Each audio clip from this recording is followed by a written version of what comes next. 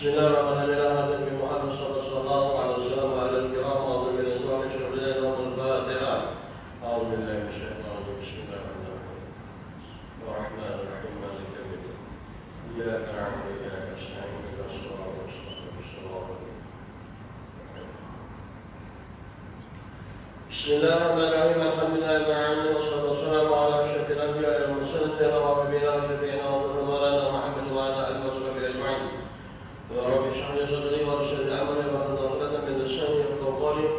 Qala Allah ta'ala wa laqad yu'minu ya mu'allim wa hikmata 'allimni ya mu'allim wa hikmata 'allimni ya mu'allim wa hikmata 'allimni. Rabbi adkhilni madkhalan sidqin wa akhrijni makhrajan sidqin waj'alni min ladunka nasira qadima ilaika bana zalika kullim. Baik, pertama-tamanya mari kita rafakkan kesyukuran kepada Allah Ta'ala di atas pertemuan tazkirah kuliah duha pada pagi ini.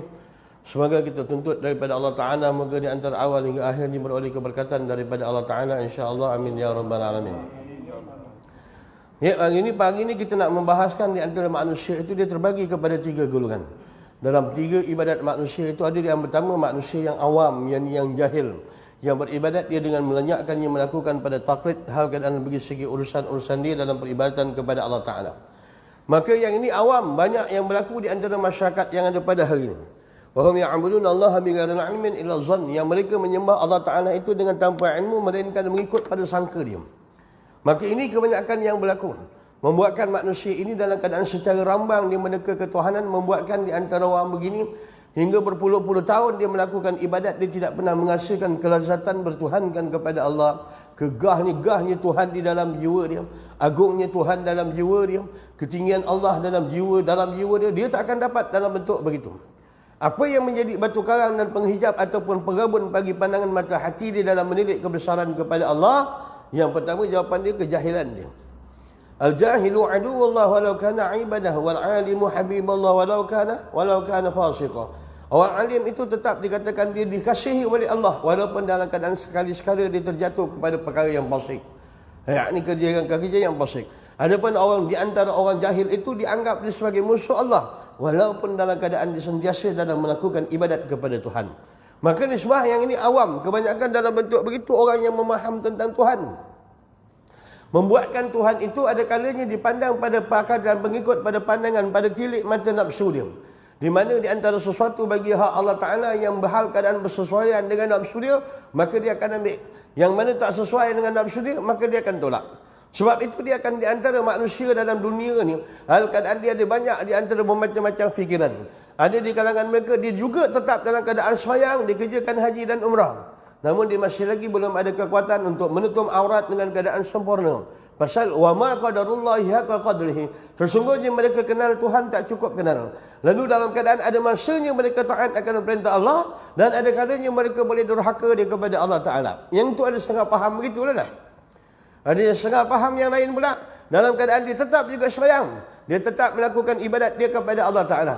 Tetapi kalau dia nak buat satu perkara-perkara yang bercanggah daripada syarak seperti mana adat-adat istiadat, lalu pada ketika itu orang tak boleh tegah pada dia. Dia nak jalan dua imbang. Hal keadaan dia nak ibadat pun dia buat, tetapi bila dia nak buat maksiat ataupun dia nak buat perkara yang lara, dia kalau boleh orang jangan tegur dia. Pasal janji dia sembahyang sudah. Ini faham orang jahil. Ya. Yang kedua, yang orang melakukan ibadat kerana mengharapkan dia akan syurga dan minta dijauhkan daripada neraka. Yang ini asas daripada orang dalam perjalanan ilmu syariat, ilmu syariat. Orang yang beribadat kerana nakkan kepada syurga, yang orang ibadat kerana takutkan kepada neraka. Maka ibadat dia itu peringkat yang paling rendah orang beribadat adalah mengharapkan syurga. Adapun yang lebih tinggi daripada itu kerana dia takut daripada azab neraka. Kenapa kau sembahyang? Aku nak syurga. Kenapa kau sembahyang? Aku takut dengan neraka. Maka jawapan ini dari segi ilmu fiqah dia boleh diterima. Ilmu zahir, ilmu syariat boleh diterima. Ibadat ini masih boleh dalam keadaan berjalan terus kepada Allah Ta'ala. Baik, kita tengok di antara perjalanan satu lagi. Apa perjalanan kata Rabi'atul Adawiyah, seorang daripada wali perempuan. Yang asal dia daripada hal keadaan bapa dia ni dalam keadaan satu kaum yang susah. Satu ketikanya bapa dia dalam keadaan susah nak cari duit ni memang payah. Lalu pada ketika itu dalam keadaan malam tu, bapa dia tidur, dalam tidur bapa dia bermimpi Rasulullah. Bapa Rabi'atul Adawiyah ni bermimpi Rasulullah. Lalu Rasulullah mengatakan kepada dia, kau pergi jumpa pada raja di istana. Pesan pada dia, bayarkan di antara 400 dinar kepada engkau kerana raja malam tadi tidur dalam keadaan terlalu awal kerana tidak berselawat ke atasku. Selama ini raja akan berselawat sebelum daripada tidur. Malam tu raja dalam keadaan terlupa selawat. Besok bapa Rabi'atul Adawiyah pergi ke istana. Bahawa dia mengatakan bahawa hamba bawa pesanan daripada Rasulullah. Maka terperanjatlah di antara raja sultan pada ketika itu, bagaimana seorang fakir miskin datang daripada istana lalu membawa perkhabaran tentang Rasulullah. Malam tadi aku tidur dan aku bermimpi pada Rasulullah. Rasulullah pesan kepada aku supaya tuntut kepada engkau 400 dinar kerana di antara terlupanya engkau selawat pada malam tadi.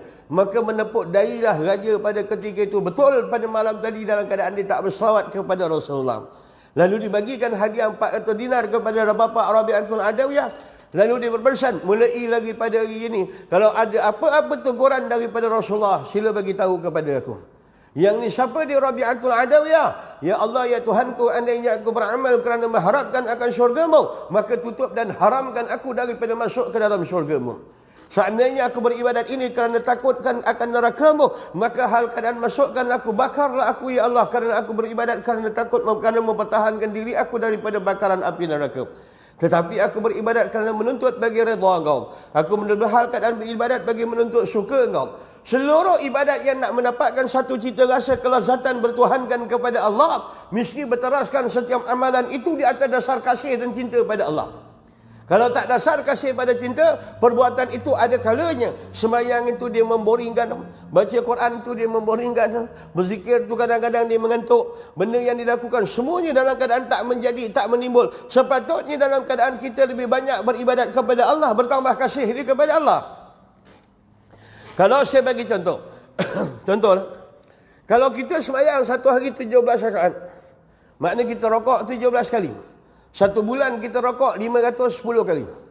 Satu tahun kita akan rokok 6,000 kali. Satu tahun kita sujud 12,000 kali. Kenapa dan matlamat dituntut daripada rokok? Supaya manusia membaca Rabbiyal Azimi. Di situ ada satu hadiah daripada Allah Ta'ala, di mana hadiah itu dalam bentuk cahaya. Di mana cahaya itu kalau dimasukkan di dalam hati manusia, setiap kali dia akan rokok, betapa dalam jiwa dia akan merasakan tentang keagungan Allah dalam jiwa dia pada ketika itu. Tapi oleh kerana manusia dengan tak ada ilmu dia pada ketika itu, lalu dia beribadat beribu kali dalam keadaan dia rokok, dia membongkokkan diri dia. Sepatutnya dia menghadirkan sifat tazallul, menghina diri dia di hadarat Allah Ta'ala.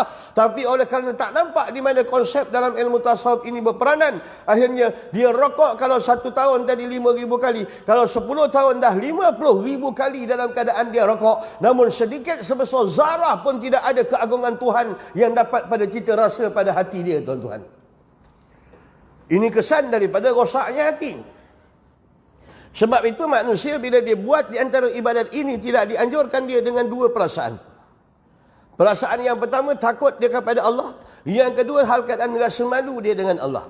Saya mengibaratkan, kata di antara awliya, kata pahaman di antara yang dianjurkan oleh awliya-awliya, para wali itu, apa kata dia? Baik, saya bagi contoh pada tuan-tuan. Kalau tuan-tuan tengah pakai surau yang kotor, baju yang kotor, kemudian tuan-tuan tengah bekerja di tengah-tengah sawah, bendanglah. Tiba-tiba dalam suasana kotor, ada kereta yang berhenti. Tiba-tiba tuan-tuan tengok Perdana Menteri ke ataupun Duli Yang Maha Mulia Sri Paduka Baginda yang Pertuan Agong panggil tuan-tuan. Apa perasaan yang tuan-tuan nak pergi melangkah kepada Agong ini? Apa perasaan yang perlu tuan-tuan hal keadaan yang perlu tuan-tuan ajukan? Salah satu daripadanya merasakan hal keadaan dengan penuh kita kehinaan ini, kita rasa dalam keadaan malu, dalam keadaan rasa takut nak berhadap dengan keagungan dia. Kita takut kerana kita dipanggil oleh Agong. Yang pertama, yang ini mesti ada setiap kali dalam beribadat. Dalam suasana kita yang hina, tiba-tiba dipilih oleh Allah untuk berhadap dalam sembahyang, untuk berbicara dengan Allah.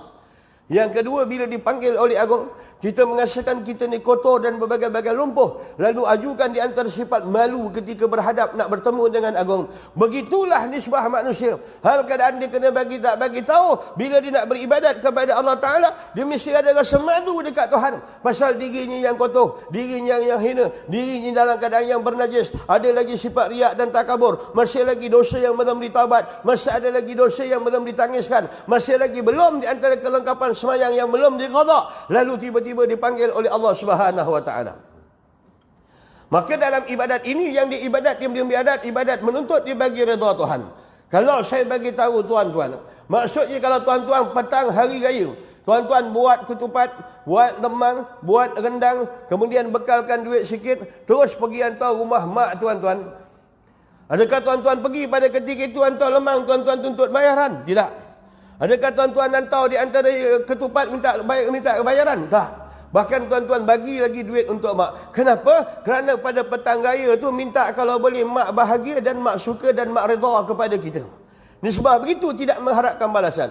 Di sebalik di antara di mana khalis liwajhillah, orang yang beribadat kerana mengharapkan daripada wajah Allah, yakni pada redha Allah, ialah orang yang beribadat kerana menzahirkan kita adalah hamba, dia adalah Tuhan. Kita dicipta daripada roh, kita dicipta daripada tanah. Dimasukkan roh milik Allah yang ada dalam batin kita. Bahkan roh ini barang yang tak boleh terpisah antara dia dengan Allah Subhanahu Wa Taala. Roh merupakan milik Allah dan dia akan kembali balik kepada Allah.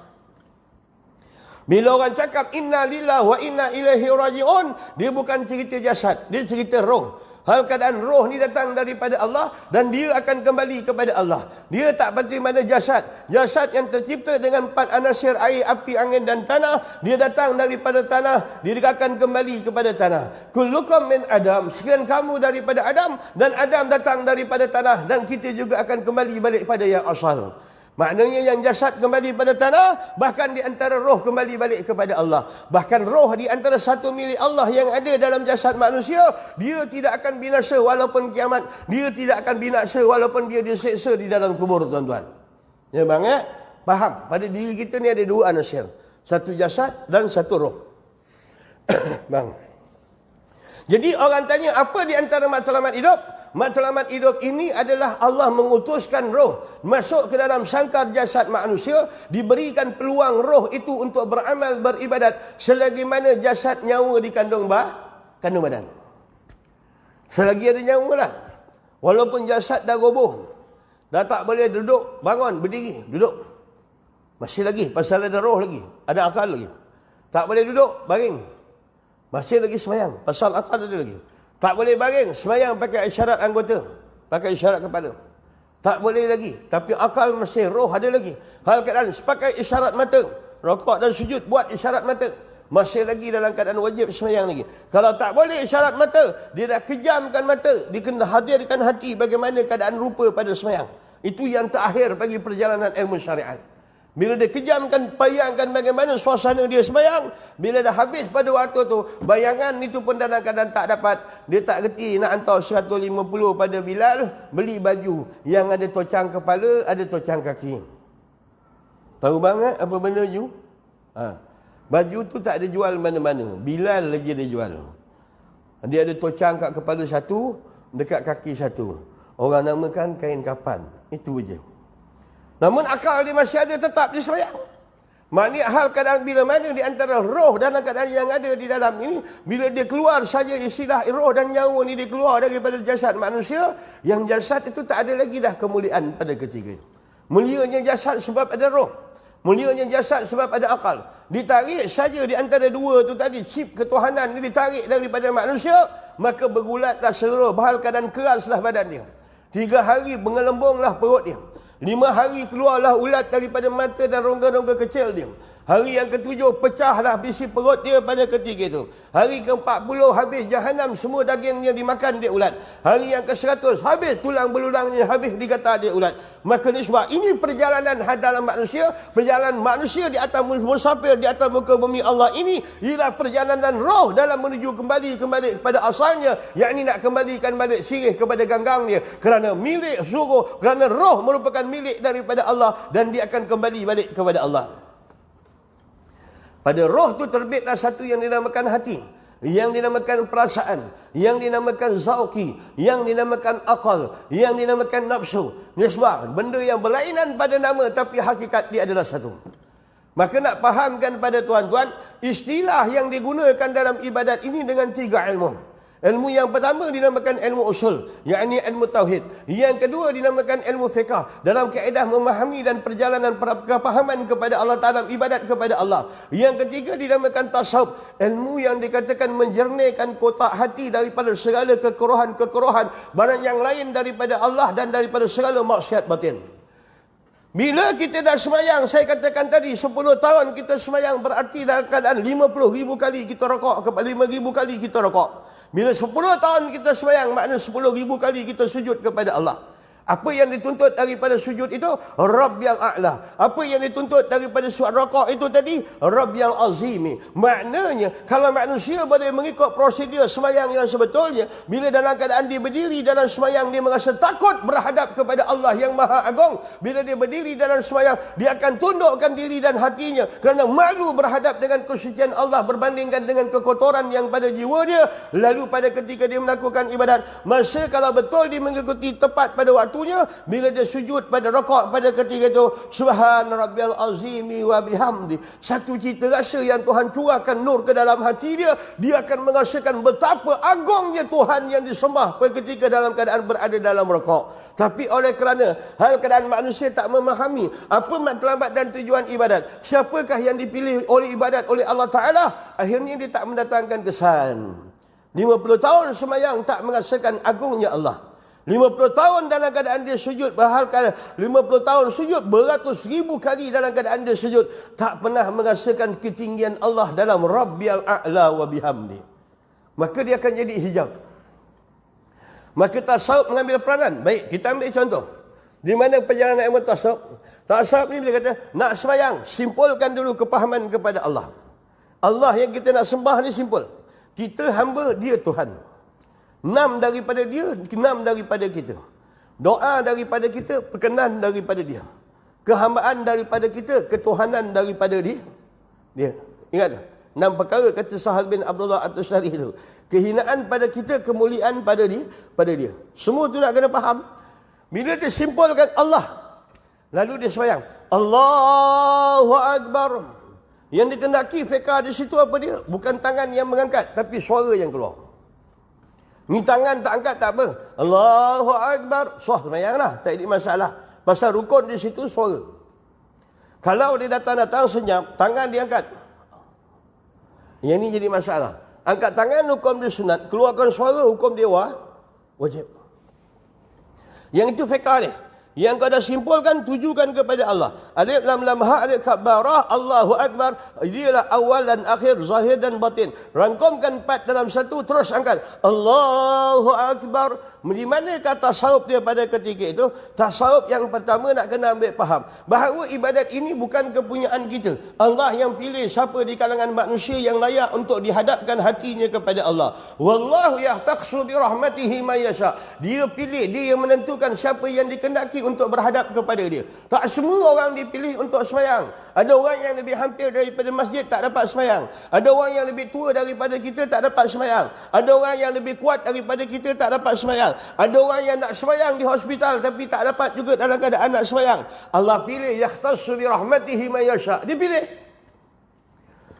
Bila kata ibadat ni Allah yang pilih, sebab tu dia kena ingat, sejak bila engkau dapat di antara engkau ni manusia ni dikunjungi yang ngurat dia oleh cahaya Allah. Kena ingat balik detik bersejarah. Engkau tanya bini kau, Mak Hang, kita ni mula-mula jumpa dulu kat mana? Macam mana mula-mula kita jatuh cinta? Macam mana mula kita hati berpaut dan bertaut? Ingat pada detik tu. Dulu manusia dia tak berapa minat dengan agama. Dulu manusia tak berminat dengan pakai tudung. Dulu manusia tak berminat dengan berkopiah. Dulu manusia tak berminat dengan berjanggut. Dulu manusia tak berminat ke majlis ilmu. Dulu manusia tak berminat untuk solat berjemaah. Sejak bila engkau merasakan bahawa ada nur dalam hati engkau, tiba-tiba segala perkara itu boleh diatasi. Dengan mudah dia pergi masjid, dengan mudah dia pergi belajar, dengan mudah dia menutup aurat, dengan mudah dalam keadaan dia bersedekah, dengan mudah dalam keadaan dia membantu orang yang susah, dengan mudah dalam keadaan dia buat kebajikan. Siapa yang mentajalikan, yang menghulurkan nur ini yang hal keadaan mengheret kita kepada kebajikan? Kalau pagi minggu macam ni akan seronok kalau bawa anak bini berjalan, berkelah di pantai, pergi makan-makan tengah hari. Ya seronok. Benda tak jatuh haram. Tapi kenapa Allah pilih hal keadaan lebih cenderung kita kepada ilmu daripada bandingkan pada yang lain? Mula-mula nak bagi tahu dulu bahawa seluruh ibadat yang kita buat ini dia merupakan pilihan datang daripada Allah. Tak semua orang yang dipilih tuan-tuan. Ya? Tak semua. Kadang-kadang dah jadi ustaz pun, kadang-kadang letih balik malam, subuh tak dapat berjemaah dengan masyarakat. Kadang-kadang orang tu dia rajin, dia bagikan rezeki semayang, tapi dia tak bagi rezeki membaca Al-Quran. Ada orang dibagi rezeki akan semayang, tapi tak dibagi rezeki kerajinan dan berwirid lepas daripada semayang. Ada orang dalam keadaan dia rajin pada semayang, tapi tak bagi dia antara rezeki hal keadaan rajin berdoa dan berpaut kepada Allah. Tak semua dia dapat dia dengan cara umum. Ya bang? Sebab itu bila Allah bagikan kepada manusia, kalau dia bagikan kepada dia pilih akan manusia, hati yang mana yang layak dalam keadaan untuk berhadap kepada dia. Bila 5 minit lagi nak azan, dimasukkan cahaya. Tiba-tiba tergerak nak pergi sembahyang. 5 minit lagi bila dah azan, pap digerakkan cahaya sampai kepada masjid. Bila hal keadaan azan, dipeliharanya perjalanan kita supaya tak berlaku aksiden. Dan masa azan, pap dia berinya cahaya perlindungan pada ahli keluarga, anak dan bini, tak ada apa-apa berlaku ketika azan berlaku, membuatkan mudah lulus dia pergi sembahyang berjemaah pada ketika itu. Berapa banyak yang Tuhan dah anjurkan pertolongan nak menegakkan seseorang itu untuk sampai kepada masjid. Setelah digerakkan hati, dimudahkan perjalanan, diselamatkan perjalanan, dan ada suatu perkara yang tak mengganggu dia ketika nak melakukan sembahyang. Maksudnya, kalau tuan-tuan orang tengah bang, tiba-tiba bini pitam, agak-agak suami ada aman ke nak pergi sembahyang? Kalau tuan-tuan nak pergi sembahyang, tiba-tiba anak jatuh, hal keadaan tangan patah, menangis kuat-kuat, agak-agak ada ketenteraman tak tuan-tuan nak pergi sembahyang? Berapa banyak jolokan pertolongan Allah Ta'ala dalam nak mendirikan satu sembahyang kita untuk sampai di masjid. Tapi urusan yang Tuhan nak di situ adalah dalam urusan tasawuf pada hati manusia. Hati manusia. Hati itu menjadi tempat tilik Tuhan. Hati ini tempat bicara Tuhan. Hati ini tempat hal keadaan untuk kita paparkan pada hati kita. Atas dasar apa engkau melakukan ibadat, maka Allah tilik pada hati. Innallaha la yanzuru ila suwarikum wala ajsamikum. Tuhan tak tengok pada rupa dan tubuh badan kamu, walakinnallaha yanzuru ila qulubikum. Tuhan tengokkan kepada hati kamu. Jadi dalam sembahyang yang Tuhan tunggu apa? Hati. Yang dalam sembahyang Tuhan tengok apa dia? Hati. Yang dalam sembahyang hal keadaan yang menjadi fokus pada manusia apa adalah hati. Yang ni yang dikenaki dalam ilmu tasawuf. Ya, orang boleh sembahyang, tapi rakaat pertama duk ingat rotek kereta, rakaat kedua duk ingat rotek motor, rakaat ketiga duk ingat hari ni ada kenduri, rakaat keempat duk kira bajet masalah-masalah yang lain. Nisbah manusia yang mulutnya berpura-pura dalam keadaan memuji akan nama Allah, pada hakikatnya hatinya sedang ditilik oleh Allah. Rupanya hatinya bermain-main dan berkayu tiga dalam bercinta kepada yang lain daripada Allah. Boleh faham tak? Jadi hati itu nak kena betulkan. Hati itu nak kena luruskan. Pasal di situ tempat tilik. Jadi diangkat takbir, Allahu Akbar, ketika tauhid telah disimpul, ketika dalam ta'an fiqah mengikut pada tertib dan sebagainya, maka satu lagi yang nak dipaham. Masa dia mengangkat takbir, dia nak lepaskan bahawa tidak ada daya bagi aku dan tidak ada kuasa bagi aku, melainkan bersandar betul dengan pertolongan Allah. Pasal ini berlandaskan daripada jawapan azan. Bila asyhadu anna Muhammadar Rasulullah, maka diajukan asyhadu anna Muhammadar Rasulullah. Bila dikatakan hayya 'alas salah, mari melakukan ibadat salat, la haula, tak ada daya bagi aku dalam melaksanakan ibadat, wala quwwah, tak ada kekuatan bagi aku nak menolak maksiat, illa billah, melainkan dengan pertolongan dan sandaran daripada Allah. Hayya 'alal falah, marilah menuju kejayaan. Tidak ada daya bagi aku dalam meraih kejayaan, tidak ada kekuatan bagi aku dalam menolak kegagalan, illa billah, melainkan bersandar dia dengan Allah. Jangan bang, nak kena lepaskan keakuan diri, nak kena buang. Bahawa sembahyang tu dia ada kesan pada hati manusia. Hati manusia. Baik. Saya bagi satu pesanan. Setiap ibadat yang tuan-tuan lakukan pada Allah Ta'ala itu, Allah akan balaskan dengan cahaya yang ada dalam. Dia akan turunkan cahaya pada hati manusia. Tetapi bila cahaya itu dalam keadaan dibelegar pada hati manusia, dia nak masuk dalam hati manusia, tiba-tiba dalam keadaan dia ada gap, dia tak boleh masuk. Yang pertama, dalam hati itu ada ingatan yang lain daripada Allah. Yang kedua, hati itu ada penyakit dengan mazmumah, riak, takabur, ujub, sum'ah, hasad, dengki dan sebagainya. Yang ini yang menghalang cahaya daripada masuk dalam hati, membuatkan apabila ibadat melakukan tidak ada cahaya yang masuk ke dalam hati dia.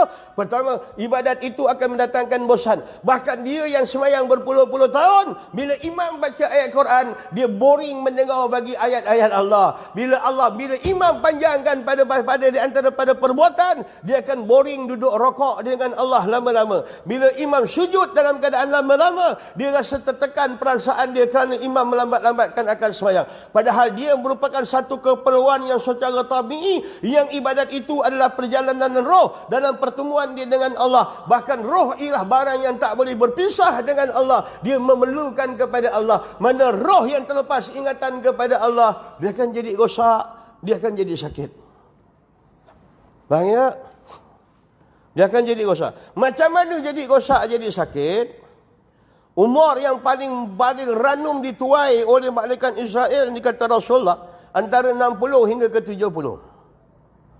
Ini paling ranum. Persoalan yang keluar tu, napas yang kita tarik ni, dia mendekatkan pada kubur. Napas yang kita hembuskan ni, dia menjauhkan daripada dunia. Dia tetap berlaku. Kita beramal tak beramal pun, napas yang tarik ni mendekatkan kubur. Kita maksiat tak maksiat pun, napas yang tarik ni mendekatkan pada kubur. Napas ni hembus, jauhkan kepada dunia. Kenapa dalam 60 tahun kita hidup di atas dunia, hal keadaan bila memikirkan tentang kematian, tidak bangkit di antara semangat kita dalam keadaan tak merasa takut dengan kematian, kerana di antara rindu yang terlalu kuat untuk pertemuan dengan Allah. Ada? Tak ada. Allah, dia kena faham dulu Allah ni. Bila tak faham tentang Allah ni, lain dengan kadar ibadat-ibadat dibuat ni, takut barang yang tak menjuruskan apa matlamat yang dikehendaki daripada ibadat. Akhirnya saya ambil contoh.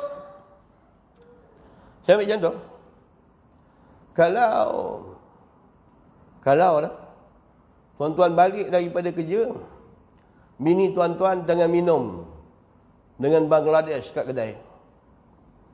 Tuan-tuan pun telefon, sayang ada kat mana? Kat pejabat bang. Lambat lagi balik. Banyak kerja kat pejabat bang. Agak-agak pukul berapa balik? Setengah jam lagi saya balik bang. Macam mana agak-agak kalau kau melihat depan mata kau, hal keadaan bini kau melakukan penipuan terhadap diri kau? Apa perasaan kau pada ketika itu? Agak-agak rasalah. Agak-agak lah. Tapi bila manusia dia masuk dalam urusan sembahyang dalam masjid, ketika dalam keadaan Allah tanyakan kepada, bila Allah lihatkan akan hati dia, rupanya mulutnya manusia sama seperti kes tadi.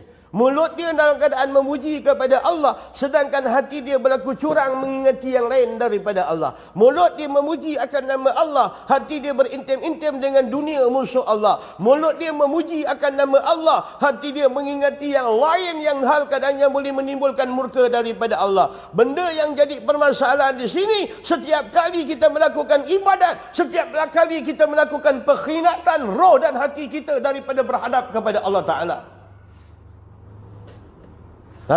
Yang Tuhan nak hati. Bila manusia tak faham, bila tak faham ibadat tu, dia tak akan mendatangkan kesan.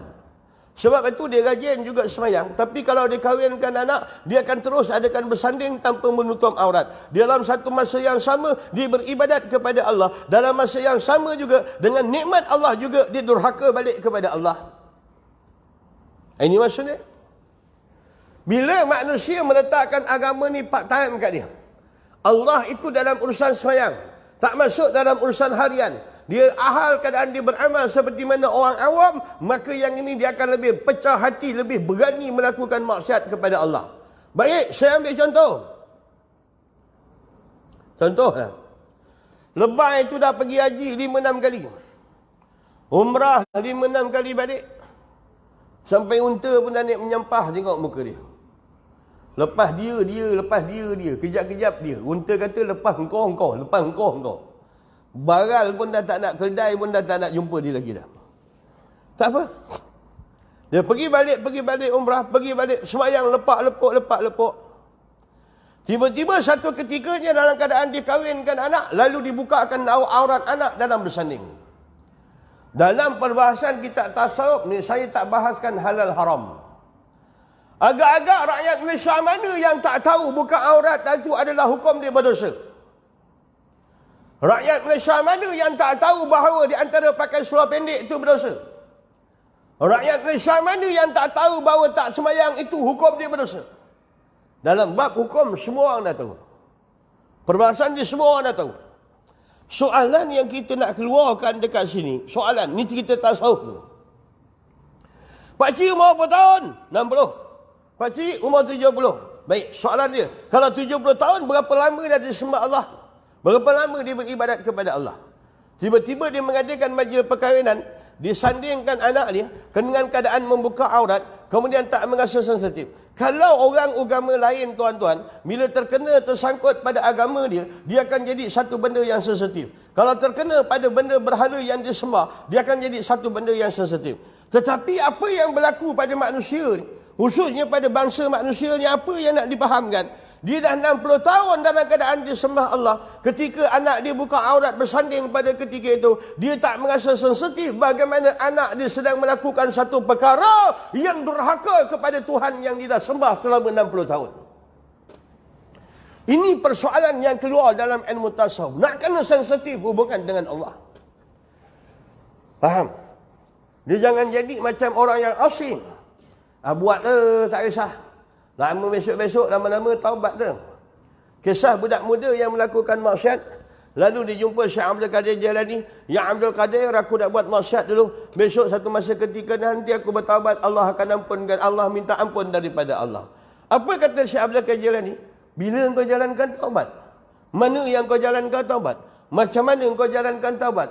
Bagaimana kamu mendakwa kamu bertaubat kata Allah, sedangkan kamu nyenyak tidur di tengah malam? Bagaimana kamu katakan kamu bertaubat? Mulut kamu meminta ampun kepada aku, sedangkan hati kamu lalai daripada aku. Di mana hati-hati yang menyesal, yang membibitkan air mata yang mengalir kerana salah, dalam keadaan merasa berdosa dengan mengambil akan nikmat Allah, lalu durhaka balik kepada Allah?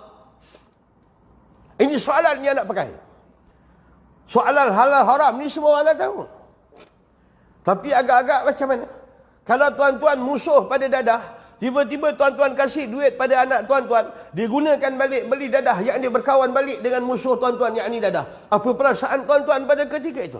Bagaimana wa ma bikum min ni'matin fa minallah? Tak ada nikmat yang ada pada tuan-tuan dan pada saya melainkan datang daripada Allah. Bagaimana kita ambil nikmat ini, belikan pakaian anak, durhaka balik kepada Tuhan yang memberi nikmat? Dia tak rasa sensitif ke dengan Tuhan? Ni contohlah. Contoh. Saya bukan marah. Memang cara saya ceramah macam tu. Okey, relax lah. Tak marah, tak. Cara aku ceramah macam tu. Nak pagi-pagi pula aircon macam ni. Aku bercakap ni pun mengantuk. Engkau dengar lagi. Saya yang bercakap ni mengantuk. Kadang-kadang nak salah. Layan. Faham tak? Bahaya tak faham? Kisah bini kau buka aurat, pakaian ketat-ketat, sendal-sendal. Cerita halal haram, semua orang tahu. Tapi suami dia dah sembah Tuhan dah 50 tahun. Dia tak sensitif ke bahawa bini yang disayang itu sedang durhaka kepada Tuhan yang telah dia berkhidmat selama 50 tahun. Dia tak rasa sensitif ke bahawa bini dia durhaka kepada Tuhan dia, dan bini dia durhaka kepada Tuhan mak bapak dia, dan bini dia durhaka kepada Tuhan sekalian daripada umat Islam. Tuhan sekalian alam. Faham bang? Ayat situ nak kena. Apa maksud daripada perhubungan dalam bentuk perbezaan antara kedua? Orang yang belajar dengan ilmu syariat, dia akan membahaskan dulu tentang syurga dan neraka. Orang yang membahas dengan ilmu syariat, dia akan membahaskan antara dosa dan pahala, syurga dan neraka, kebaikan dan keburukan, dan dibalas dan dibahaskan di situ. Tetapi dalam perjalanan nak menjernihkan hati manusia dia kepada Allah Ta'ala, untuk ditilik dia oleh Allah Ta'ala, maka jalan yang pertama, bila kau buat satu perkara, kau kena faham, manusia kena faham bahawa apa yang dilakukan di atas dunia, apa yang dalam keadaan dilakukan dalam sembahyang, hal keadaan dia kena faham, yang dia sembahyang itu tadi, bahawa Tuhan yang disembah itu sentiasa melihat. La ta'khudhuhu sinatun wa la naum. Dia tak pernah tidur dan dia tak pernah mengantuk. Nak bagi tahu bahawa Tuhan yang disembah itu sentiasa mendengar. Nak bagi tahu Tuhan yang santa dia disembah itu sentiasa maha mengetahui. Bila tauhid ini terlepas daripada i'tiqad manusia, tak dijazam, tak disimpulkan cara mati, membuatkan 1001 panah syaitan dia akan meracuni dia pada ketika itu. Allahu Akbar. Bismillahirrahmanirrahim. Hati kau cuba nak lari ingat yang lain daripada Allah. Ingat Tuhan yang kau hadap sedang melihat. Allahu Akbar. Dia nak berbicara, cakap, petang ni aku cadang, petang ni aku cadang nak jogging. Bagi tahu Tuhan yang kau sembah itu maha mendengar. Dia tahu bicara hati kau. Allahu Akbar. Yang kau semayang niat nak jadi wali, niat jadi ulama, niat nak masuk syurga, niat nak dapatkan pujian, minta niat dipuji oleh orang, niat supaya nama kau termasyhur. Segala niat kau itu maklum dalam ilmu Allah. Kunci. Kita kunci lirik ini. Ini bayar kalau tak kunci dia habis. Yang membuatkan semayang dia lara. Allahu Akbar. Minggu depan nak kahwinkan anak. Lembu mana nak cari. Masuk rakaat kedua, pam ayam berapa ekor. Rakaat ketiga, pelamen nak tempat mana. Yang keempat, terlupa. Aku ke kahwin, anakku ke kahwin. Faham? Pasal hati tak dikunci. Bila tauhid terlepas, semayang, dia tak jadi semayang, dia jadi marhaban, dia jadi maraban. Dia akan hancur. Memang cukup hancur kalau semayang. Apatah lagi kalau semayang yang tak ada tadabbur, yang tak faham pada makna semayang. Lagi kalau cakap orang Melaka, lagi liau hati dia, lari. Cara dia kunci dalam semayang. Bismillahirrahmanirrahim. Mulut cakap Arab. Alhamdulillahirrabbilalamin. Hati menterjemah. Segala puji bagi Allah Tuhan semesta sekalian alam yang maha pemurah lagi aman mengasihani yang menguasai pada hari agama. Sesungguhnya Engkau ya Allah yang kami sembah dan kami minta pertolongan. Tunjukkanlah kami jalan yang lurus, jalan yang telah Kau kurniakan ke atas mereka, bukan jalan yang Kau murkai dan jalan orang-orang yang sesat. Mulut cakap Arab, hati cakap Melayu. Mulut cakap Arab, hati cakap Jawa. Mulut cakap Arab, hati cakap Banjar. Mulut cakap Arab, hati cakap India. Terjemahkan Fatihah. Bila dah tahu pada lirik pada ketika itu, baru dia akan menghayati kenapa Allah ini patut dipuji. Faham tak? Faham betul-betul? Kena puji itu martabat yang paling tinggi. Alhamdulillahirabbilalamin. Kau puji Tuhan kenapa? Mesti ada sebab yang kau kena puji Tuhan. Faham tak? Kena faham betul-betul. Baca pujian lain, memuji lain. Baca pujian macam tadi. Segala puji bagi Allah Tuhan semesta sekalian alam yang maha pemurah lagi aman mengasihani yang menguasai pada hari kiamat. At-tahiyyatun, segala yang baik-baik yang diberkati dan segala yang penghormatan itu mutlak. Allah salam sejahtera ke atas engkau wahai Nabi. Itu terjemahan tahiyat lah. Dia baca. Itu baca. Baca ni belum cukup lagi. Hakikat solat dalam tasawuf. Balik sekarang, bini kau baring, kau tulis kat kertas, baca. Isteriku, engkau lah cantik, engkau lah jelita, engkau lah jutawan, engkau lah jelitawan, engkau lah ini, engkau lah ini, engkau lah ini, ini. Kau agak-agak bini kau cakap apa? Abang makan ubat, okey tak bang? Takut abang termakan pil perancang saya tadi bang, apa dia? Istilah apa dia?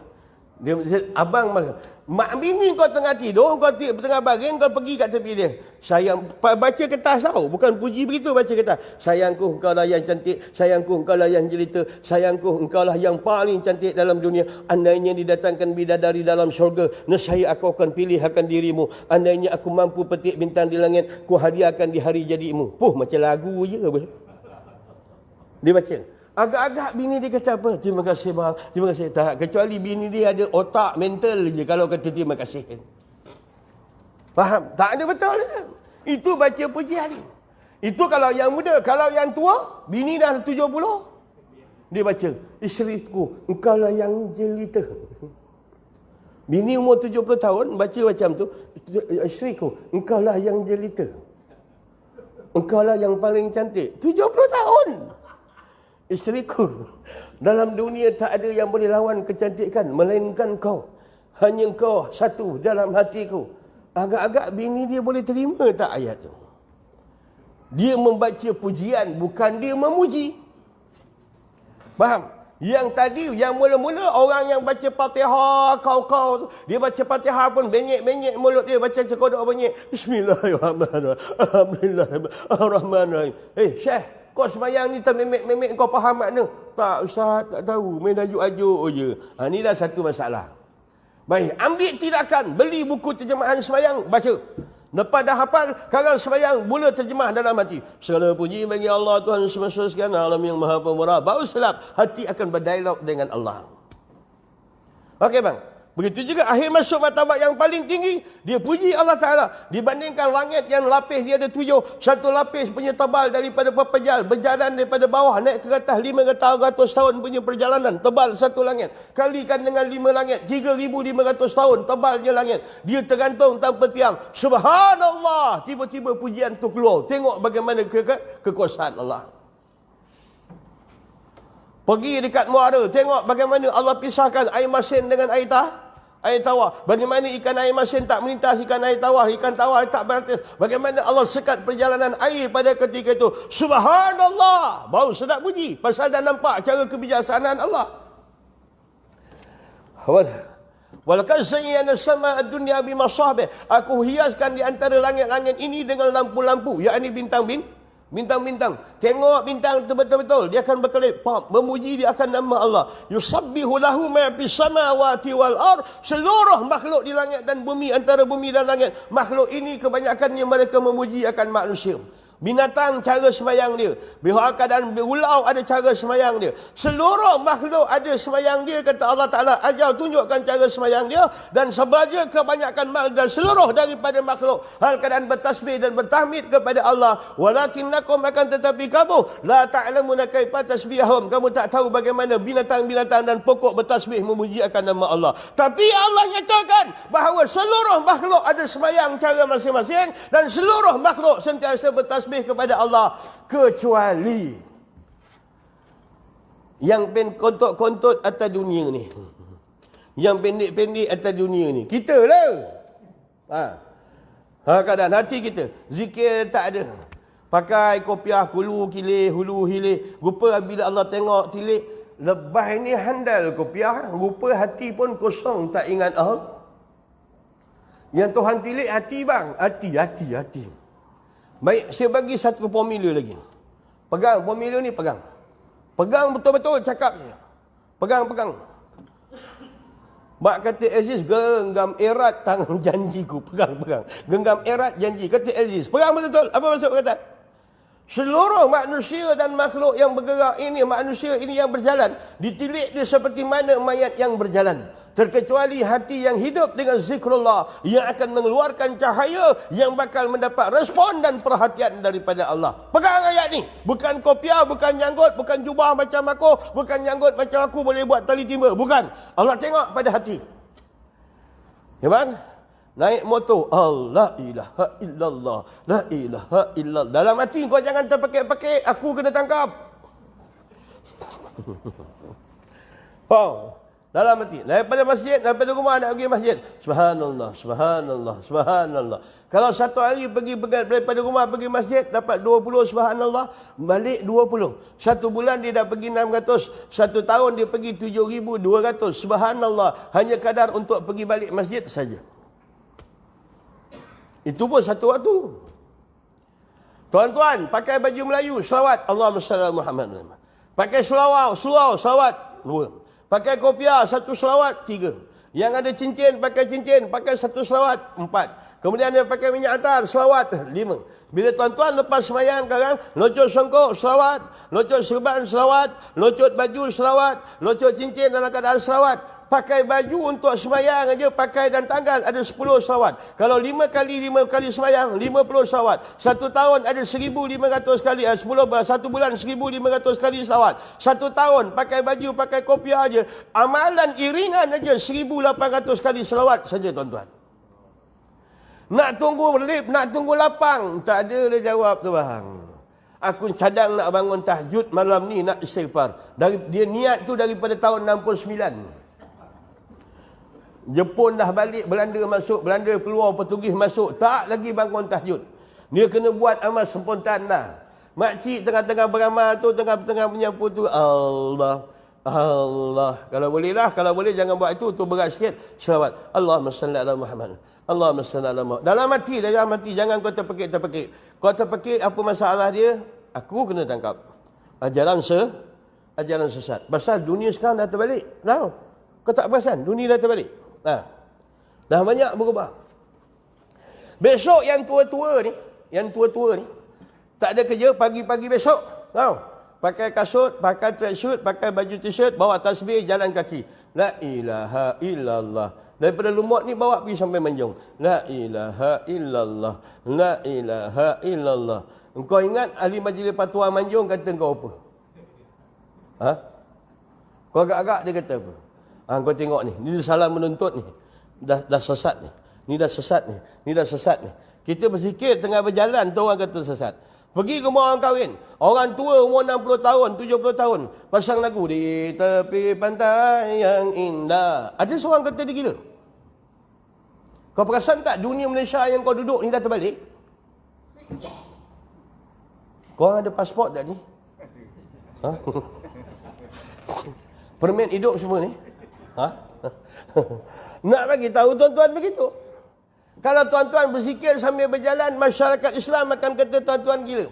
Tapi kalau dekat rumah orang kahwin, orang tua-tua, dah beberapa kali malaikat maut duk jeling dia, main karaoke kat rumah orang kahwin, tak ada seorang pun kata dia gila, tuan-tuan. Ini Islam yang tuan-tuan hadapi sekarang ni. Yang tuan-tuan hadapi sekarang, inilah dia.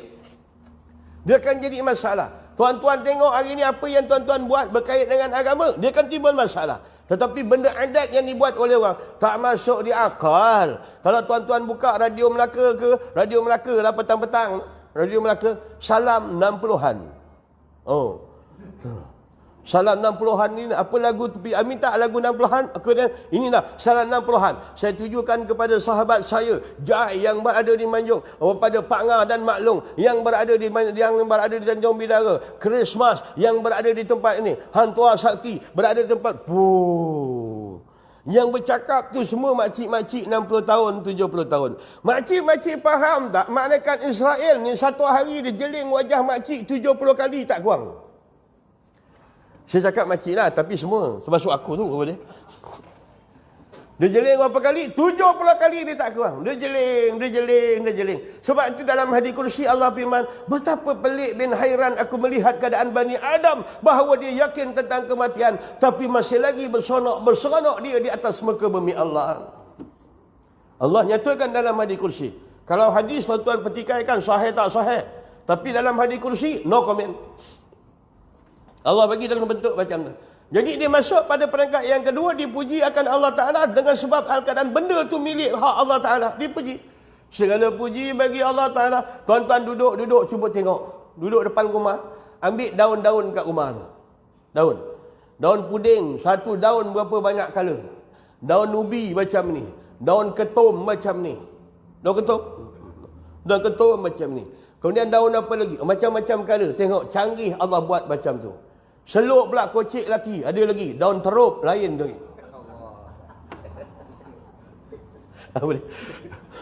Seluk dalam kocik suami, ada daun terup. Lagi pula macam-macam kah?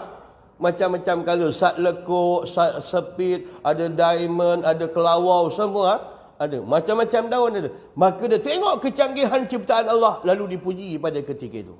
Yang bini duk baring puji tadi pun bohong. Dia puji kena ikhlas. Ya, bang. Nak contoh bang? Contoh nak? Kalau abang ada bini dah, abang dah 80, dia umur 70. Kalau bini abang tanya bang, saya cantik tak bang? Kau kena jawab ikhlas lah. Tak dapat jawab. Aku bagi ABC. A, cantik. B, tidak. C, boleh tahan. D, okey lah. Benar. Makcik, kalau pakcik umur 70 tahun tidur dengan mulut tengah dia, gigi palsu gendam dalam gelas, kena keadaan melopong dia, besok pagi dia tanya, abang handsome lagi tak? Macam mana kau nak puji? Benda nak puji biar depan mata, biar betul. Kau nak cakap macam mana? Mau nampak hakikat puji. Yang puji 4, puji qadim bagi qadim, puji qadim bagi hadis, puji hadis bagi qadim, puji hadis bagi hadis. Dalam 4 pujian nak kembalikan balik kepada Allah. Maka ni sebab kadang-kadang kita puji satu benda yang tak ada. Alhamdulillahirrabbilalamin. Kau puji Tuhan kenapa? Apa yang kau nampak kecanggihan ciptaan Tuhan? Apa yang kau takjub dengan kejadian yang Allah jadikan? Lalu pujian itu akan terhembur pada ketika itu. Faham? Contohlah bang, paling terang lagi. Katakan abang duduk rumah kebajikan orang tua-tua. Rumah kebajikan tu. Situ nyonya 70. Yang tu perempuan Serani. Serani lah, Melaka banyak Serani ni. Perempuan Serani, Portugis ni. Perempuan Serani, 80. Yang tu nyonya, iaitu pula Minaci, dah umur 90. Itu perempuan Melayu, dah bongkok sabut dah. Dia dah bongkok sikit, lepas tu tegak balik, 2 kali bongkok. Berapa kali? 2 kali bongkok. Abang duduk kat situ tengok je perangai orang tua-tua ni. Ya Allah, hai tua-tua. Tiba-tiba jururawat keluar, kami cantik jururawat. Tuan-tuan tengok je jururawat. Subhanallah, cantiknya. Kenapa tersembur daripada pujian? Pasal barang dilihat dengan nyata dan perbezaan daripada rumah orang tua-tua tadi. Begitu nisbah dalam ibadat. Itu jauh tu bang. Nak dapat matlamat yang saya cakap yang terakhir ni, 40 tahun menyungkur pun belum tentu lagi. Tapi syarat bagi siapa yang nakkan di antara perjalanan itu, mesti minta tolong. Tak ada ibadat ini melainkan minta tolong dengan Allah. Ya Allah, aku dah tua, kenapa makin malas beribadat? Ya Allah, aku dah tua, kenapa malas ibadat? Inna ala zikrika wa syukrika. Tolong aku ya Allah, macam mana nak ingat engkau? Macam mana nak bersyukur kepada engkau? Wa husni ibadatik, macam mana cara nak buat sebaik-baik pengabdian kepada engkau, wahai Allah. Ya Allah, aku dah tua, kenapa boring nak baca Quran? Ya Allah, aku dah tua, kenapa malas nak berzikir? Ya Allah, aku dah tua, kenapa nak berdoa tak berpaut kepada engkau? Ya Allah, aku dah tua, kenapa masih cenderung lagi dekat dunia? Ya Allah, aku dah tua, kenapa aku tak ingatkan kubur kain kapan dan yang lihat aku? Inna ala zikrika. Tolong ya Allah, macam mana cara aku nak ingat engkau? Jangan kata nak buat sendiri. Kau bina benteng syirik lagi ke Tuhan. Minta tolong dengan Tuhan. Ya, minta tolong. Jangan sombong. Orang tinggalkan doa tu sombong. Ya Allah, ya Allah, ya Allah, kenapa aku malas? Kenapa aku malas? Orang kalau 60 tahun sembah Tuhan, tak ada bibit-bibit kasih dan cinta dia kepada Allah. Tak ada di antara huluran cinta mutlak dia kepada Allah. Makin tua, makin ibadat kepada Allah, makin boring. Apatah lagi hal keadaan bila bukti bahawa dalam keadaan hatinya belum lagi tersangkut kaitan cinta dan kasih kepada Allah. Bila dia baca mesej Allah, yakni Al-Quran, lalu dia rasa boring dan mengantuk membaca mesej Allah. Kalau seorang perindu, faham? Orang perindu. Macam yang tua-tua ni zaman main pos surat dulu. Zaman tuan-tuan ni main pos surat dulu.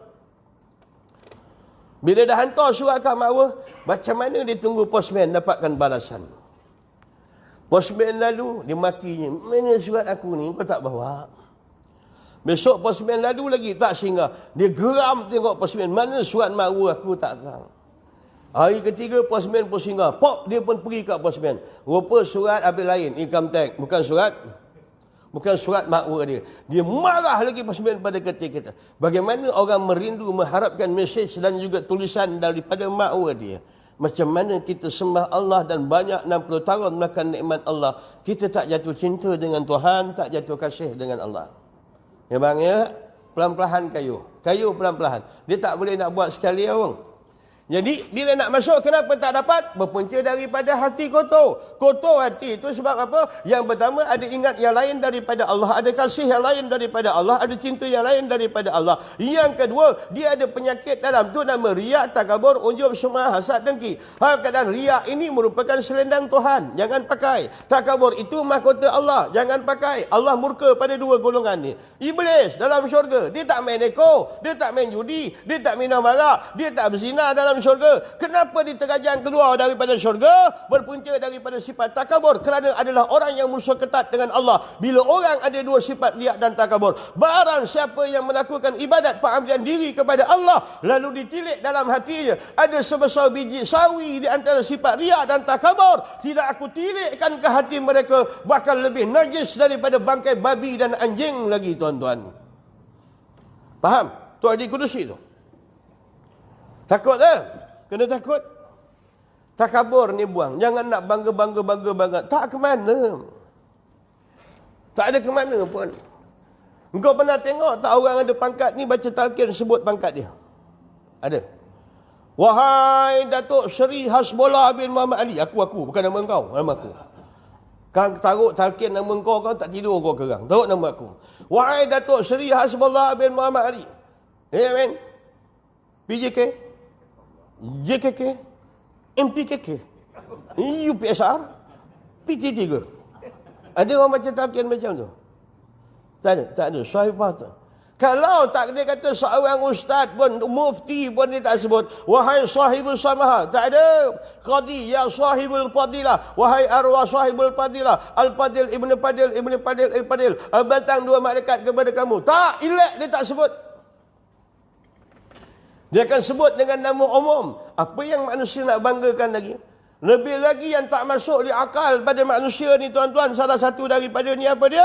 Wa ma bikum min ni'matin fa minallah. Tak ada nikmat dekat engkau ni datang daripada Allah. Yang kau nak banggakan harta tu, dia bukan milik engkau, dia adalah milik Allah. Yang kau nak banggakan pangkat tu, dia bukan milik engkau, dia merupakan anugerah datang daripada Allah. Kita keluar daripada perut mak kita bukan pakai kot, pakai necktie. Kita keluar bulat saja pada ketika tu. Kot ada toyol baring sebelah kita pun tak ada beza dia. Kita dengan toyol masa ketika tu. Maka ni sebab bila datang nikmat harta, takkan kita nak bongkak balik kepada Tuhan Al-Mu'ti yang memberi harta dan nikmat kepada kita. Tak masuk di akal. Fir'aun bila dia takabur, Allah benamkan dalam laut. Hal keadaan Qarun, dia ujub dengan kepandaian dia, Allah benamkan dalam tanah. Iblis dia takabur dengan kejadian dia, Allah benamkan dalam api. Buang takabur. Action melampau-lampau. Ya. Buanglah. Buang. Macam aku ustaz. Aku dah pencen pun orang tiap ustaz aku menyaut. Dah pencen. Apa nak tiap ustaz menyaut? Jangan panggil saya ustaz. Saya dah pencen. Tak payah. Okey. Jadi begitulah. Jangan takabur sangat. Bongkak. Tanda-tanda orang takabur ni banyak. Yang pertama, lepas semayang dia tak berdoa. Lepas semayang tak berdoa. Tanda orang riak ni bila dia semayang, tak sempurna pada semayang. Dia semayang, Allahu Akbar, bismillah. Mari kami. Waladhalin. Surah pun tak baca, terus bongkok. Dia mencungap 2 kali. Sami Allahu liman hamidah. Dia sujud, mencungap lagi. Duduk tahiyat air, senyap je. Tiba-tiba jari tu jongkit je. Ilallah. Terus bagi salam. Assalamualaikum. Waalaikumsalam. Ini sembahyang orang yang riak.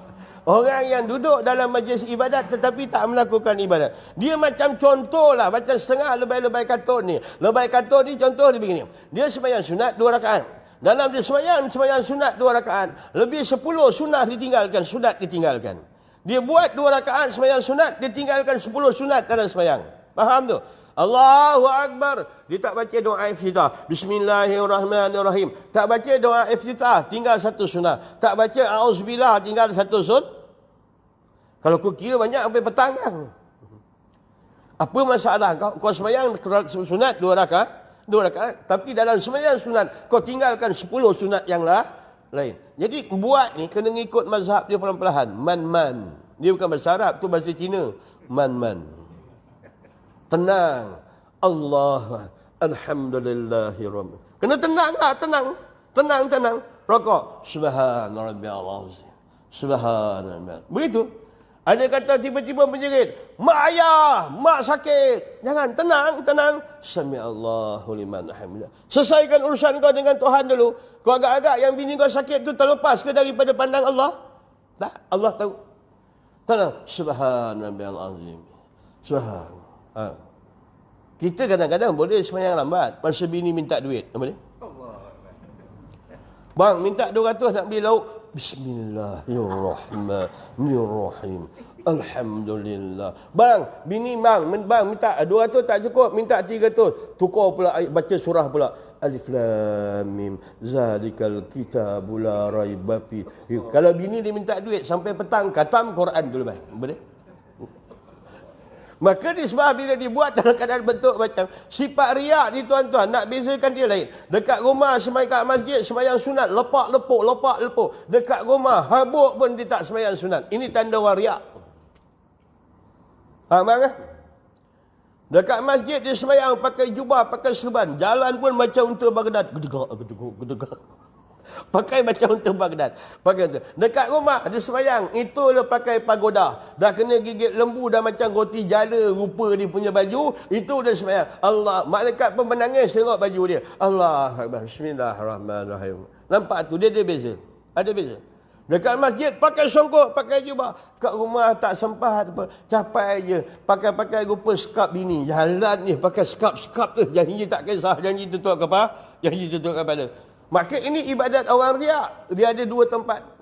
Maka dengan sebab itu, punca kenapa kita sembahyang tak dapat lazat, kenapa sembahyang mata hati makin buta dalam menilik kebesaran, keagungan, ketinggian, kesempurnaan dan juga kecantikan Allah. Kenapa dalam keadaan sembahyang tak dapat lazat dengan Tuhan, berpunca hati penuh sesak dengan penyakit-penyakit batin, riak, takabur, ujub, sum'ah, dan dalam batin penuh hati cinta yang lain selain daripada Allah. Boleh sayang bini tapi kerana Allah. Sayang anak kerana Allah. Qul in kana aba'ukum wa abna'ukum, adakah anak kamu, isteri kamu, harta kamu, kaum kerabat kamu, adik-beradik kamu ahabba minallahi wa rasulihi, kamu lebih cinta dan sayang lebih daripada Allah dan Rasul, wa jihadin fi sabilihi, dan jihad pada jalan Allah, fatarabbusu, kau jaga kau hatta ya'ti Allahu bi amri, hingga Allah datangkan hukuman. Ayat ini Allah bagi peringatan, bukan orang durhaka pada Allah. Cuma sayang bini lebih daripada Allah, sayang anak lebih daripada Allah, sayang harta lebih daripada Allah. Nak sayang kerana Allah. Selagi bini tak durhaka, kita boleh sayang. Tapi macam mana kalau tak ada kata, dia sembah Allah berpuluh-puluh tahun, tiba-tiba bini dia dalam keadaan tak pakai tudung, dia takut nak teguh. Kalau aku teguh bini aku, dia akan marah. Tapi Allah akan suka. Tapi kalau aku tak teguh, Allah pula marah, bini aku suka. Dibuat salah, tak buat salah. Kalau dah 60 tahun, Tuhan masih ada lagi persaingan dengan anak dan bini, Masya Allah, wa na'udzubillah. Minta berlindung pada dengan Allah Ta'ala daripada penyakit demikian. Faham? Aku sayang kau bini aku, mak engkau, sebab kau taat pada selagi mana kau taat pada perintah Allah. Takkan di antara aku sembah Tuhan dah 60 tahun, engkau derhaka pada Tuhan aku. Takkan aku nak sayang engkau derhaka kepada Tuhan. Tuhan diutamakan. Okey bang Faham? Sayangkan anak kerana Allah, selagi anak tak derhaka pada Allah. Kalau anak derhaka pada Allah, kita dalam keadaan, oh tak edit lah bang, pasal cerita dengan Tuhan. Pasal kita ni ikut mazhab Eliket, Istana Pasir. Lagu Istana Pasir. Buat-buat gontoh. Mak dan bapak dia pergi semayang dekat masjid, tegakkan agama. Rupa biarkan anak dekat semayang kat rumah, tak semayang, rontohkan agama. Mak bapak bina agama dengan semayang, anak beranak dibiarkan tak semayang, rontohkan agama. Takkah cerita kartun tu, mak bapak buat balik dirikan agama dalam rumah, dibiarkan anak-anak tak semayang. Faman tarakaha, siapa tinggalkan semayang, faqad hadama din, dia rontohkan agama. Itu penyakit riak, penyakit takabur. Faham? Lepas doa, semayang, doa bang, doa. Jangan minta yang pelik-pelik. Ya Allah, kurniakan aku rezeki. Rezeki apa yang kau nak lagi? Kencing manis bawa dah 18, dah 19. Ya Allah, kurniakan aku rezeki. Rezeki apa yang kau minta ni? Darah tinggi bawah 180, atas 480. Engkau mintakan lagi rezeki apa benda lagi? Ni lebay. Rezeki yang ada di pun semayang tak nampak dengan Tuhan. Rezeki yang ada di pun semayang terhijab dengan Tuhan. Tiba-tiba engkau minta rezeki. Minta tambah lagi hijab. Okey bang, rezeki Tuhan dah jamin dah bang, tak payah minta-minta. Okey, minta berkat rezeki boleh lah. Ya Allah, ya Tuhanku, berikan aku rezeki. Allah katakan aku dah cakap dalam Quran, kau tak baca. Wa ma min dabbatin illa 'ala Allah rizquha. Tak ada yang melata melainkan Tuhan dah jamin rezeki. Ya Allah, berikan aku rezeki. Kan aku dah kata aku dah jamin. Kau ingat aku ni Tuhan hal keadaan pemungkiri janji. Ya Allah, kurniakan aku rezeki, ya Allah. Kan aku dah kata aku bagi rezeki semua pada yang hidup atas muka bumi. Adakah di antara kau tak yakin dengan janji aku? Adakah kau rasa kau terlepas daripada pandangan aku? Cuba jawab tu. Yang duk minta rezeki. Jadi itulah tujuan dan matlamat. Nak mendidik hati supaya pergi kepada Allah. Biar kalanya bila kita nak ibadat, dah tua-tua nak ibadat, tak boleh lah. Sujud lama-lama rasa, rokok lama-lama kang terkeluar buah pinggang. Duduk hospital 3 bulan. Kang rokok lama-lama kang pinggang pula bengkok belakang. Sujud lama-lama kang dia macam nak pitam. Dah tengok imam ada 7, mana satu aku nak ikut. Duk imam pening. Dah tak boleh lagi dah. Maka semayang yang wajib tu dituntut. Kalau ada kekuatan buat muakkad, lepas daripada tu semayang dikekalkan. Dalam berjalan hati bersama dengan Allah, dalam makan hati muamalah dengan Allah, ketika dalam keadaan duduk, nak duduk berperi-peri, hati hubungkan dengan Allah, berjalan-jalan dalam kereta, hati dihubungkan dengan Tuhan. Gapailah ketuhanan ini dalam bila ada kelapangan. Jangan tunggu nak susun amal, dia takkan menjadilah. Jadi dalam peringkat dah tua, amal ni jalan susul 24 jam duk ingat Allah. Ingat dalam naik motor jalan zikir la ilaha illallah, la ilaha illallah. Faham? Perlahan-lahan dalam hati. La pergi ilah pergi kiri, la ilah pergi kanan, illallah pergi kiri. La ilaha illallah. Bila kau zikir atas motor, isyarat je lah, diam. Rasakan sini la ilah illallah. Jangan kau atas motor kami kau hayun lagi. Kau tengok lebih sesat. Dia tengah berzikir atas motor. Dia dah punya sedap zikir tu, panak dia, lampu merah pun tak perasan. Semua hijau. Faham? Kalau yang tua lagi, 60 tahun ke atas. Bang, pakcik, 60 tahun ke atas. 60 tahun ke atas je ikut cakap aku ni. Yang 60 tahun bawah, kau jangan ikut. Pakcik belajar macam pakcik. Ni jari ni. Jari ni. La ilaha illallah. La ilaha illallah. Jari cik kan jari ni. Kalau jari tak ada, kerja kilang dah terputus, atau aku tak berani jari mana pula. La ilaha illallah. La, pakcik yang tua ni La ilaha illallah. La ilaha illallah. Berhentikan suara. Jalan. Hati ikut jari tu. Jangan kau kuat jari kau tak berzikir. Ikut. La ilaha illallah. Ya, pakcik-pakcik yang tua ni.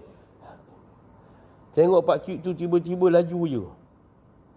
Wih, laju dia zikir ni. Tak, Ustaz, saya memang ada Parkinson. Dia memang laju sini, Jadi faham tu pakcik ya, bahawa ibadat yang zahir dia akan terhenti. Seluruh ibadat zahir ini ke arah memulihkan kepada hati. Apabila hati dah pulih, dia akan jadi paparan yang cantik untuk ditilik oleh Allah. Bila hati dalam keadaan dicantik, maka cantik ditajalikan bagi rububiyah. Dia akan melihat bagaimana ibadatnya pada zahir dan batin yang terus pada ketika itu mutlak di bawah tarian af'al ketuhanan. Tak ada yang melakukan pada hakikatnya, melainkan semata-mata adalah pilihan dan juga anugerah dan juga izin daripada Allah. Okey. Sekadar pengenalan untuk kali ini. Itu dia katakan ilmu tasawuf. Dia nak kena jaga. Biar sikit ibadat, tapi jaga pantang. Jangan ada riak, jangan ada takabur, jangan ujub merasa diri dalam keadaan beramal. Yuhsabu annahum sun'a, dia rasa diri dia dah cukup baik. Yahsabu annahum muhtadun, dia sangka diri dia dah betul-betul berada dalam hidayat. Takut apa yang dinyatakan oleh Rasulullah. Ada umatku, hal keadaan mereka yang sepanjang hidup dia beramal dengan amalan ahli neraka, tiba saat nak mati, tiba-tiba beramal dengan ahli syurga. Yang paling sedih, umat aku ni banyak amalan dia daripada kecil sampai ketua amalan ahli syurga, saat dah penghujung bertukar dengan amalan ahli neraka. Minta berlindung dengan Tuhan, jangan lepas tinggalkan.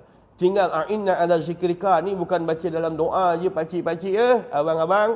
Bila bawa kereta tu, ya Allah, aku ni dah tua, kenapa malah betul nak beramal. Allahumma a'inna ala zikrika wa syukrika wa husni ibadatik. Ya bang ya? Allah, kenapa lah aku tua malah betul nak baca Quran. Allahumma a'inna ala zikrika. Jangan kau menyerit, rupa beramal pun tidak, Quran kau tak baca. Kerja kau menyerit je. Maknanya susullah dengan amal, ya. Minta tolong dengan Tuhan. Allah, bagaimana kamu mengharapkan akan syurgaku, aku membukakan pintu syurgaku, sedangkan kamu tidak membuka mata-mata kamu di tengah-tengah malam, kata Tuhan. Bagaimana kamu minta aku terima akan taubatmu, sedangkan hati kamu tidak pernah pecah menyesal melakukan dosa dan tidak ada titisan air mata yang merayu pada aku di tengah-tengah malam. kerja yang tak masuk di akal, orang yang mengharapkan syurga Allah, di pintu syurga dibuka, sedangkan dia menutup pintu mata dia, tidur dengan nyenyak. Tak masuk di akal, orang yang mengharapkan supaya semayangnya tertumpu ibadat kepada Allah, sedangkan perutnya penuh dengan makanan. Ya bang ya? Ini tasawuf. Dia memang disiplin, dia kuat. Dia untuk orang tua-tua. Ya bang? Memang kena jagalah. Biar 2 rakaat semayang, tapi hati ada Allah. Jangan banyak rakaat semayang, tapi lara, hati tak ada hubungan dengan Allah. Jadi ambil tindakan yang pertama, siapa yang belum hafal makna semayang, cari buku. Bagaimana nak memahami bacaan dalam semayang. Pinjam buku anak, pinjam buku cucu. Kalau tak ada buku tu, pergi beli kedai. Dia ada jual di kedai. Biasa dekat farmasi ada jual. Farmasi ke, kedai motor ke, cuba tanya. Ada buku terjemahan semayang tak? Kemudian, jangan malu tuan-tuan. Daripada nak berhadap seorang-seorang dengan Allah dalam kubur di akhirat, baik kita selesaikan sekarang. Okey? Kalau tidak, panggil cucu. Kalau kau dapat baca terjemahan Fatihah, atuk kasih kau RM1. Cucu pun baca. Alhamdulillah. Dia terjemah. Padahal atuk nak ambil, tangkap perlahan tu. Tangkap perlahan. Tak dapat. Lagi RM1. Cepat. Lagi RM1. Macam tu dia cakap. Janji kena pasang lah bang. Bau sedap semayang. Kalau tidak, penat semayangnya. Allahu Akbar. Terjemah. Hari-hari apa-apa tuan-tuan baca surah apa-apa. Surah yang tuan baca hari-hari itu terjemahkan. Bau semayang tu ada roh. Allahu Akbar. Iza zulzilatil ardu zilzalaha. Apabila bumi digegar dengan segegar-gegarnya. Wa akhrajatil ardu azqalaha. Maka terkeluarlah sekalian isi perut bumi. Wa qala al-insanu ma laha. Maka berkatalah manusia apa yang berlaku. Bau semayang macam tu dia boleh tangkap lele. Bang ini bila dia masuk aja semayang, Syafi'i tak ada, Maliki tak ada, dia masuk mazhab singa. Ya bang, itu mazhab singa tu bang, yang dia ikut tu. Jadi ambil tindakan sendiri. Terjemahan. Baca surah apa? Tak kisahlah bang, nak hafal satu Quran tak ada lagi dah, dah tua-tua ni payah. Nak cuba menghafal, macam-macam dah masuk. Asap John masuk. Asap tembakau dah masuk. Macam-macam asap. Nak menghafal. Hafal surah apa yang tuan-tuan baca. Ara'aital ladzi yukadzibu biddin. Tidakkah kau lihat ya Muhammad penipu-penipu dalam agama. Fazalikal ladzi yada'al yatim. Demikianlah mereka yang mengherdik anak yatim. Wala yahuddu ala ta'amil miskin. Dan tak pernah bagi makan pada fakir miskin. Kot dia buat kenduri pun panggil kawan-kawan dia yang kereta panjang-panjang. Panggil kawan pejabat dia yang pakai necktie. Panggil kawan dia yang kaya raya. Wala yahuddu ala ta'amil miskin. Dia tak pernah bagi makan pada orang fakir miskin. Ini Tuhan kata apa? Yukadzibu biddin. Wayang dalam agama. Hari-hari sepanjang tahun dia pergi kenduri rumah orang ni. Rumah dia jarang buat kenduri. Buatlah. Buat kenduri bukan nak buat besar. Tak ada besar pun. Macam tadi hari ni Sabtu Hari ni Sabtu. Okey, besok hari Ahad. Besok hari Ahad, beli sarapan lebih sikit. Lebih sikit beli sarapan. Panggil anak yatim jarak di rumah tu. Cakap, nah aku nak ajak anak kau makan kat rumah aku lah. Nak makan, nak sarapan rumah aku. Dah lah. Nak seri lagi majlis, bawa mak dia.